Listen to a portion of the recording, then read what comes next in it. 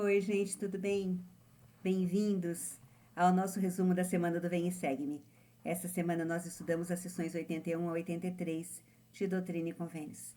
Então, como são sessões curtas, eu vou dar assim uma geral no contexto histórico do que está acontecendo nessa época, que é a primavera de 1832, né, quando essas revelações foram recebidas.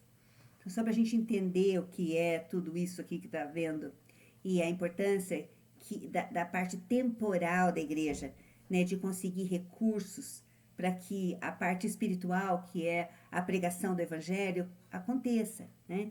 Então, o que nós vemos aqui? Lá na seção 42, o Senhor instituiu a lei da consagração. E os membros da igreja estão tentando viver essa lei da consagração. Então, por outro lado, o Senhor também deu o mandamento de que eles deveriam construir Sião. Apontou o local para Sião. Já tem gente lá, que é lá em Independence, Missouri. Então, a preocupação da liderança da igreja é como viver a lei da consagração, como construir Sião. E, além disso, eles têm mais uma outra preocupação, que eles precisam imprimir o livro de mandamentos. Para isso, W. Phelps é mandado para o Missouri, ele fica lá no Missouri com a incumbência de abrir uma gráfica para poder fazer esse trabalho de impressão do material da igreja. Então, eles têm construir Sião, imprimir os livros, fazer com que os membros vivam a lei da consagração. Mas com que recursos? Como é que nós vamos conseguir fazer essas coisas? Então, eles têm, lá em novembro de 1831, o Senhor chama alguns homens e dá mordomias para eles. Nós estudamos isso. Eles recebem algumas mordomias e entre essas mordomias eles seriam responsáveis pelas publicações da igreja. Então chamou esses homens para supervisionar, eles precisavam supervisionar toda a parte gráfica, toda a parte que fosse impressa da igreja, seria a responsabilidade deles, né? Recursos, como fazer, tudo isso. E esses irmãos que foram chamados foram Joseph Smith, Sidney Rigdon, Oliver Cowdery, John Whitmer, William W. Phelps e Martin Harris, né? Foram conhecidos como a firma literária da igreja, responsáveis por essa parte, né? A parte gráfica, sendo que W. Phelps era o responsável por abrir a gráfica. Então, além disso, lá no Missouri, lá em Sião, Sidney Gilbert havia sido chamado como conselheiro do bispo Edward Partridge. Junto com o bispo Partridge, eles eram responsáveis por comprar os terrenos da igreja para a igreja lá em Independence. Além disso, Sidney Gilbert também tinha incumbência de abrir uma loja que serviria como armazém do bispo. Ajudaria nessa parte da lei da consagração, de ajudar os pobres, de ajudar no crescimento da igreja, conseguir recursos, né? Então, lá em Kirtland, tinha o Neil Whitney, que tinha uma loja, também foi chamado como bispo de Kirtland, também com o mandamento de que a loja dele serviria como armazém do bispo, né? Também a mesma coisa que o Sidney Gilbert teria que fazer lá em Independence. A diferença é que lá em Kirtland, o Neil Whitney já tinha a loja, né? E lá em Kirtland eles teriam que começar a loja. E eles precisavam de recurso. Então, toda dúvida para tudo isso era como nós vamos fazer isso acontecer. Como é que a gente vai construir a loja lá de Independence? Como é que nós vamos fazer a publicação? Como é que a gente vai ajudar aqueles mais necessitados? Como é que nós vamos imprimir os livros? Então, essa era a grande preocupação. Então, eles haviam decidido lá atrás que eles publicariam, né, esse grupo de irmãos, que eles publicariam 10.000 livros, né, do livro de mandamentos, 10.000 cópias. Quando põe no papel, viram que não dava, então decidiram por fazer só 3.000, mas ainda assim precisariam de muito dinheiro. Então, a preocupação de recursos era uma coisa que estava na mente deles. Como é que a gente vai fazer esse trabalho e avante, né? Então, a seção 82 são instruções do Senhor sobre como é que eles vão fazer. Então, a gente vê que a parte temporal é importante. Então, e o Senhor não vai deixar a liderança da igreja, o profeta abandonado, ele vai instruí-los como é que eles devem fazer para que a obra possa seguir. Então, isso é o que está acontecendo aqui. A sessão 81, ela foi recebida 15 dias depois que Joseph e Sidney Rigdon receberam aquele mandamento do Senhor, a sessão 78, de que eles deveriam ir até Sião, até o Missouri, para formar esse conselho, né, que a gente é conhecida como a Firma Unida. Então, eles vão fazer isso lá em Kirtland, que são essas pessoas que vão cuidar da parte temporal da igreja. E ele recebe essa revelação, que é o chamado de um irmão para ser o conselheiro de Joseph. Então, ele vai ser o segundo conselheiro, né? Sidney Rigdon já é o primeiro, ele vai ser o segundo conselheiro. Mas é interessante essa sessão, porque, a princípio, ela não foi dada para Frederick G. Williams, como está, né, aqui explica aqui no cabeçalho da sessão. Ela foi dada para um outro elder, né, um irmão chamado Jesse Gause. Esse Jesse Gause, ele foi chamado como conselheiro da presidente, de Joseph Smith, né? É o conselheiro da presidência dos sumos sacerdotes, que é uma prévia do que vai ser a primeira presidência da igreja. Então, ele foi chamado, ele era fiel nessa época. O que a gente sabe dele é que ele era, quando ele conheceu o evangelho, ele era membro dos Quakers. A família dele, a maior parte da família dele pertencia aos Shakers, que a gente já estudou sobre eles, lembram?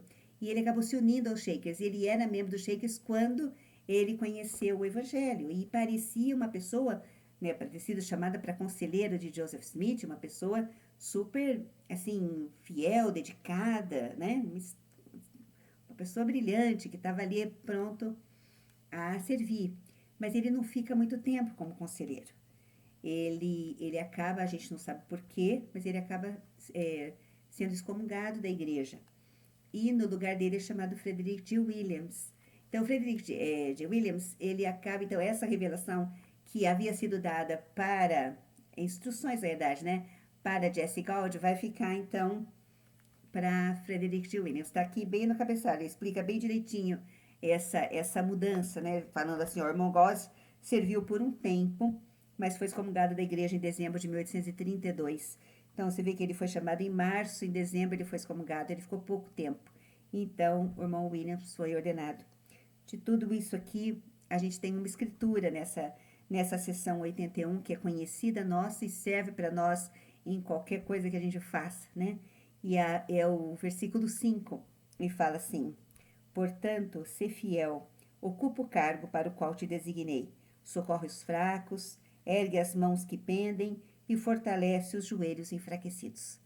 Então, esse era o chamado que ele, né, recebeu como conselheiro de Joseph, com a missão de ocupar aquele cargo para socorrer os fracos, erguer as mãos que pendem, né, fortalecer os joelhos enfraquecidos.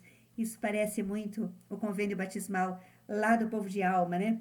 Lá em Mosias 18, que ele fala: estáis dispostos a chorar com os que choram, sim, consolar os que necessitam de consolo, servir de testemunha.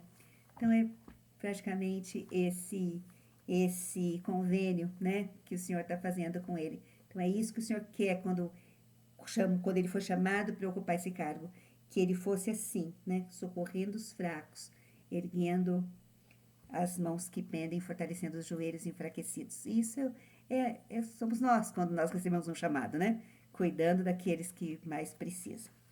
E é isso. Então, essa é a sessão 81, a última revelação que ele tem em Hiram. A gente vê que a 82 já não é mais lá, né? Joseph recebeu essa revelação já lá no Missouri, porque ele vai partir, vai cumprir aquela designação do Senhor, e eles vão para o Missouri para estabelecer essa firma, né, unida lá. Mas o que acontece aqui, ó? Isso aqui é 15 de março de 1832. No dia 24 de março, então, antes de entrar para a sessão 82, 24 de março, um dos gêmeos, né? A gente lembra que o Joseph e Emma adotaram os gêmeos dos Murdoch.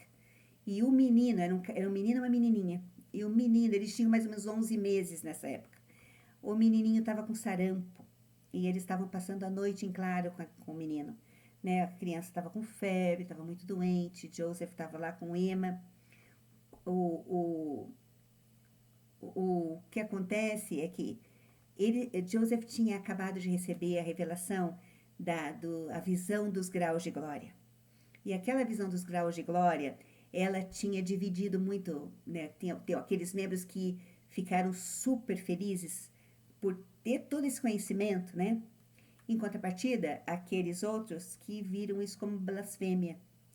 E juntou isso, mais aquelas cartas do Ezra Booth, aquelas cartas falando mal do profeta, criticando a igreja, que os ânimos estavam muito acirrados. E por conta de tudo isso, nessa noite, né, de 24 de março, enquanto o bebezinho estava doente em casa, essa turba arromba a porta, entra na casa, arrasta Joseph para um campo. Isso tudo na frente da Emma. Olha, eu não consigo imaginar a noite que deve ter sido para eles, né? Tira ele de casa, eles tentam dar veneno, mas ele não toma, né? Não consegue fazer com que ele tome o veneno. Então eles cobrem ele com piche e com pena. Enquanto isso, na casa de Sidney Rigdon, que morava do lado, também eles entram, arrastam Sidney Rigdon. O que acontece é que Sidney Rigdon, no caminho que eles estão levando ele para esse campo, ele vai batendo a cabeça, né? Ele vai sendo arrastado e batendo a cabeça nas pedras pelo caminho e fica muito machucado. Alguns estudiosos falam que Sidney Rigdon nunca mais foi o mesmo depois desse incidente, que realmente afetou a cabeça dele, todas essas batidas que ele levou. Então, isso é interessante, mas ele ainda ficou muito, né, algum tempo muito fiel junto com Joseph, tudo. Mas muitas das atitudes dele pareciam estar diferentes por conta desse incidente. Bom, os dois sofreram muitas, né, ficaram muito machucados. Joseph volta para casa. Emma, quando vê ele entrando, acha que ele está coberto de sangue, mas é piche. Mas ela quase desmaia de ver quando ele entra. Mas ela passa a noite limpando, tirando tudo aquilo. Ele estava muito machucado. Mas no dia seguinte, na manhã seguinte, ainda assim, todo machucado, ele se arruma e vai para a igreja. E alguns das pessoas que estavam lá naquela turba vão até lá e ficam impressionados com a grandeza de Joseph Smith. Mas por conta disso, atrasa um pouquinho a viagem deles. Nesse intervalinho, o que acontece com o bebê que estava doente? Por conta do frio que entrou na casa, né, que eles arrombaram da porta, o bebê não resiste e morre. Então, a gente tem lá as coisas, né, que eu até fiz a listinha aqui, eu comecei a pensar em Joseph e Emma e das coisas que estavam passando, que ele estava passando. Então, ele tinha 26 anos, né, muito novo, 26 anos, responsável por fazer a tradução da Bíblia, estabelecer Sião, recebendo revelações para organizar a igreja. Estava lidando com oposição ferrenha, estava lidando com a morte de um filho. E tudo isso na primavera de 1832. Mas ainda assim, né, com tudo que ele estava passando, Emma, que é sensacional, Emma Smith, fala para ele o seguinte: o senhor quer que você vá para o Missouri, então você precisa ir para o Missouri. Então ele deixa a Emma lá de novo, né, no luto pela perda do bebê, e vai cumprir a designação do Senhor. Então, esse é o profeta, né, grande profeta Joseph Smith. Ele vai então até lá e para poder organizar tudo isso, né? E a sessão 82 é essa revelação dada quando ele chega então lá no Missouri. Então vamos ver aqui, ó. Tem algumas escrituras dessa sessão são escrituras que a gente conhece de longa data, né? Não, os jovens do seminário, na época, não sei se ainda, eu imagino que sim, tinham que memorizar 2 escrituras que estão nessas sessões aqui. Mas o que acontece aqui na sessão 82? O comecinho da sessão 82 é uma chamada de atenção do Senhor. Por que ele chama atenção? Porque quando eles foram lá pela primeira vez, lá para Independence, para o Missouri, que o Senhor falou, Sião é lá, vocês têm que ir, aquela primeira viagem deles, quando eles chegaram e Joseph quis comprar o terreno onde o Senhor falou, o templo vai ser construído aqui. Lembram que Edward Partridge não gostou da ideia e falou, não, esse não é um bom lugar, tem lugares melhores para a gente poder construir um templo, para a gente poder comprar. Eu tenho experiência, não vamos comprar esse. E houve, então, um pequeno atrito entre ele e Joseph, por conta da compra do terreno. E tanto que Edward Partridge tem uma revelação que é para ele, e o Senhor, então, fala sobre isso e chama a atenção dele, ele se arrepende, pede perdão para Joseph, fica tudo bem. Mas não com Sidney Rigdon. Sidney Rigdon achou que o Edward Partridge tinha tratado o profeta de forma rude, desrespeitosa, e que alguma medida deveria ter sido tomada com relação ao Edward Partridge. E eles estão nessa coisa, ele não perdoou. Então Joseph coloca os dois juntos e eles conversam, se acertam, pedem perdão um para o outro. Aí então a gente vê no comecinho dessa sessão o Senhor falando especificamente sobre isso. Então vamos lá, 82, 1. Aí ele fala ali, ó. Em verdade vos digo, meus servos, que como vos tendes perdoado uns aos outros vossas ofensas, assim também eu, o Senhor, vos perdoo. Então, acertaram? Tudo bem. Então, eu perdoo vocês, está tudo bem. Aí ele fala assim, ó, contudo, há entre vós alguns que pecaram muito. Sim, todos vós pecastes, mas em verdade vos digo, acautelai-vos daqui em diante. Abstende-vos do pecado para que dolorosos julgamentos não vos caiam sobre a cabeça. Por quê? É essa escritura que todo mundo conhece. Porque a quem muito é dado, muito é exigido, e o que pecar contra a luz maior receberá a condenação maior. Então é isso que o Senhor está dizendo, né? A gente ouve muito isso, né? A quem mais é dado, mais é exigido, né? Então preste atenção, acautelai-vos, fiquem atentos. Lá no 5, portanto, o que digo a um, digo a todos, vigiai, porque o adversário espalha seus domínios e as trevas reinam. É interessante que ele vai falando algumas coisas assim, a gente vê que o Senhor já está alertando eles, né? O inimigo não vai sossegar, ele quer destruir, ele quer impedir que o evangelho, né, que a igreja seja estabelecida. Então o Senhor fala, vigiai, né? Fica atento, ele fala ali embaixo, ó, eu vou dar instruções para vocês. E eu estou obrigado se vocês fizerem a parte de vocês, eu vou fazer a minha parte, porque Sião precisa crescer. Então, isso tudo está aqui nessa sessão 82. Então, ele continua falando que a ira de Deus está acesa contra os habitantes da terra e ninguém o faz o bem, pois todos se desviaram do caminho. Então, a coisa está feia lá fora, ele fala. Então, vigiem, né? Vigiem, porque o adversário está espalhando o seu domínio e as trevas reinam. Então, esse pequeno rebanho, né, essa pequena luz, precisa tomar cuidado, porque eles vão levar luz para esse mundo cheio de trevas. Daí ele começa falando, então, desse grupo, do que vai acontecer nesse estabelecimento aqui de Sião, né, as coisas que eles têm que fazer. Aí ele começa ali no 7, também muito conhecido esse versículo. E agora, em verdade, vos digo, eu, o Senhor, não vos atribuirei pecado algum. Segui vossos caminhos e não pequeis mais.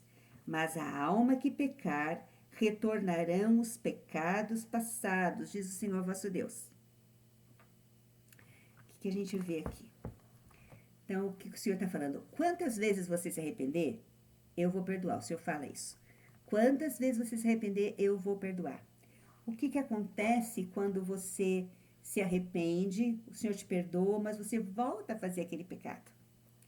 Você volta para o velho hábito, não é? Você começa a fazer de novo uma coisa que você tinha dito para o Senhor que você não ia fazer.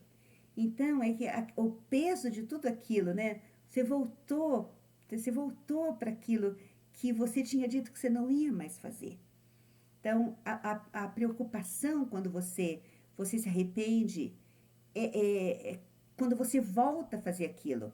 É que você fique fazendo uma coisa que você já havia dito que não ia fazer mais, né? Mas, então, aqui, essa é uma escritura que fala sobre justiça, só justiça, né? Ela não fala de misericórdia, ela está falando de justiça. Se faz, eu perdoo, não faz, volta tudo.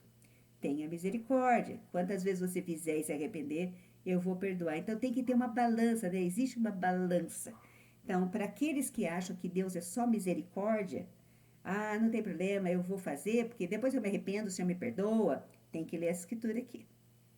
E para aqueles que acham que o Senhor é muito duro, nossa, se eu vou pecar, eu não vou ter mais chance na vida. Tem que estudar um pouco mais sobre misericórdia, né, para fazer essa balança. Mas na realidade, o que eu pus aqui nas minhas escrituras, quando eu li esse versículo? É que a gente tem que substituir aquela coisa, aquele pecado, por alguma coisa boa. Então, eu deixo de fazer isso aqui. Então, não é simplesmente eu deixo de fazer. Eu posso substituir por algo bom, não é? Alguma coisa que me ocupe para que eu não mais seja, né, levada, tentada a ficar, a voltar naquilo que eu falei para o Senhor que eu não vou fazer mais. Então, substitui por alguma coisa boa, algo que você não estava fazendo que estava desagradando o Senhor. E assim a gente vai conseguindo ir sem aquele desejo de voltar para trás, né? Mas é isso que o Senhor está dizendo aqui. E agora ele começa a dar as instruções para eles. E ele fala assim, ó, lá no 8. Dou-vos um novo mandamento, para que compreendais a minha vontade concernente a vós. Então, o que vocês vão fazer aqui? Ou, em outras palavras, dou-vos instruções sobre como agirdes perante mim, a fim de que isso se transforme em vossa salvação. E aquela escritura que todo mundo conhece, 82:10. Eu, o Senhor, estou obrigado quando fazeis o que eu digo, mas quando não o fazeis, não tendes promessa alguma. Então, vocês querem as bênçãos? Olha, eu estou aqui dizendo que eu vou guiar vocês, eu vou instruir vocês, e eu estou dizendo que eu sou obrigado a fazer. Então, se vocês fazem a sua parte, eu vou cumprir a minha parte, né? Então, eu vou dar instruções, vou guiar, vou ajudar em tudo. Mas quando vocês não fazem, não existe promessa. E isso é para todos nós, não é? Então, as bênçãos do Senhor, cada mandamento, a gente vai aprender mais para frente, né? Vai ver que ele vai dar isso mais para frente. Cada mandamento está ligado a uma bênção. Então, eu obedeço aquele mandamento, eu tenho a bênção relacionada àquele mandamento. E o Senhor diz aqui que quando a gente faz a nossa parte, Ele está obrigado a fazer a parte dele. O Senhor nunca deixa de fazer a parte dele. Mas quando nós não fazemos a nossa parte, não adianta cobrar do Senhor, né?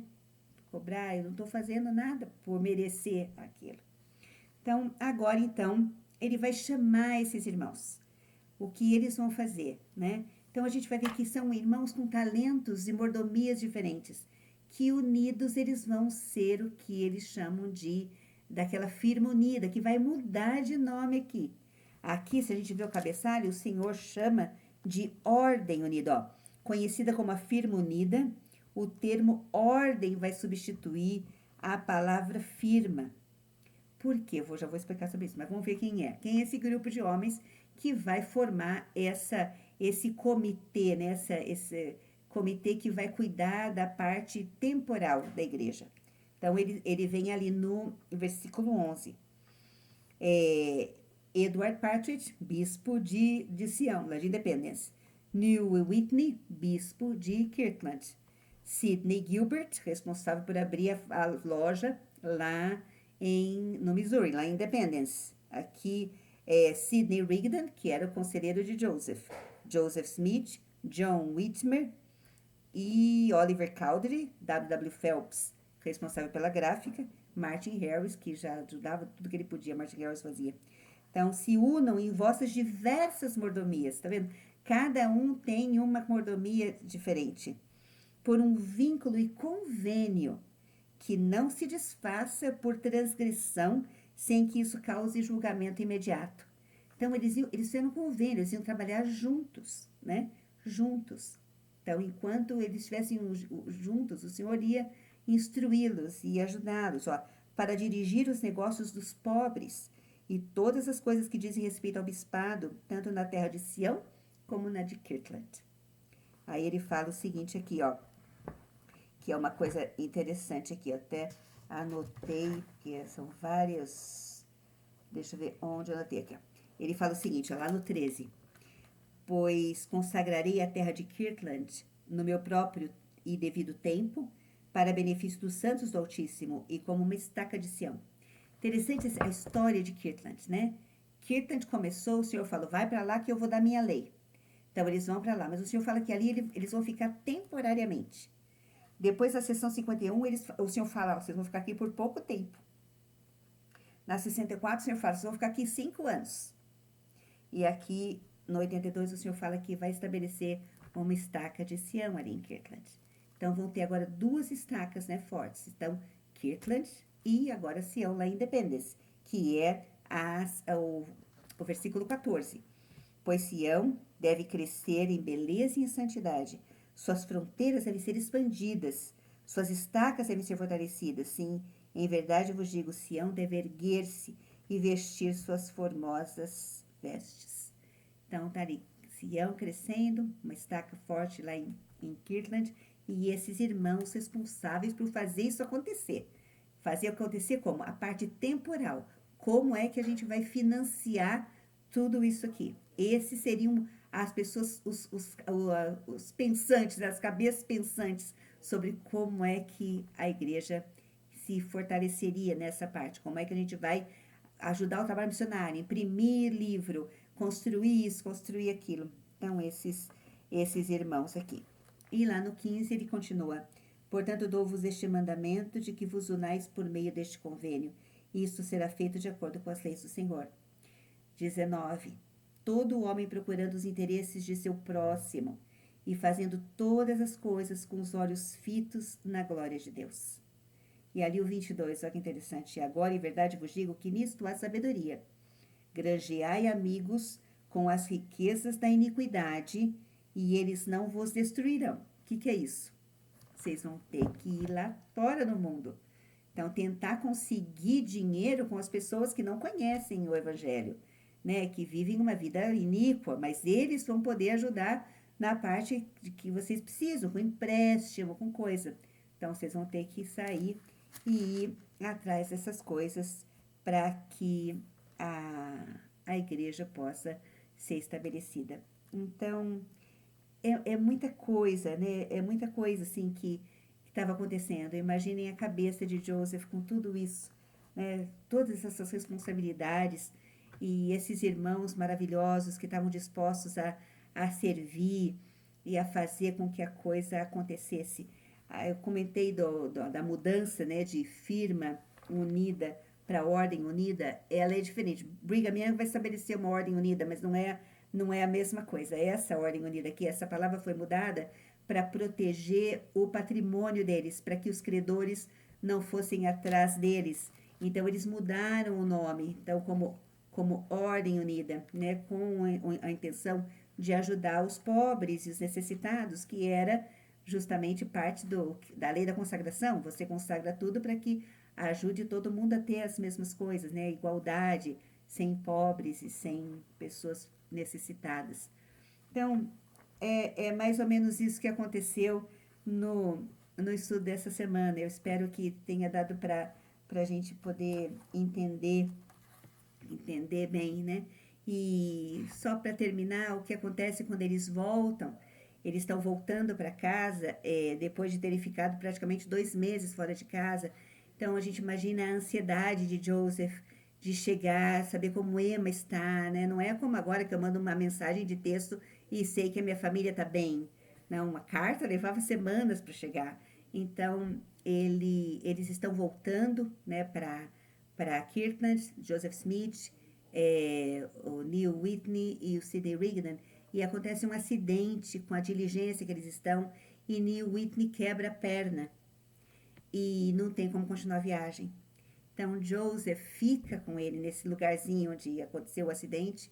Sidney Rigdon continua em direção a Kirtland e Joseph fica até que ele consiga ficar bem para poder viajar e voltar para casa. Então, são nessas coisas, nessas pequenas atitudes, nessas pequenas, mas grandes, né? Atitudes de Joseph Smith que a gente vê o caráter, né, desse grande profeta e que abriu mão de tudo, né, pelo Evangelho, pelo estabelecimento da igreja, né, apesar de todo o sofrimento, tudo que estava acontecendo, ele nunca pensava nele primeiro, né, sempre pensava no bem-estar daqueles que estavam perto dele. Grande, grande exemplo. E é isso. Então, essa é o resumo dessa semana. A próxima semana a gente tem mais um pouquinho aqui. Um abraço para todo mundo. Tchau, tchau.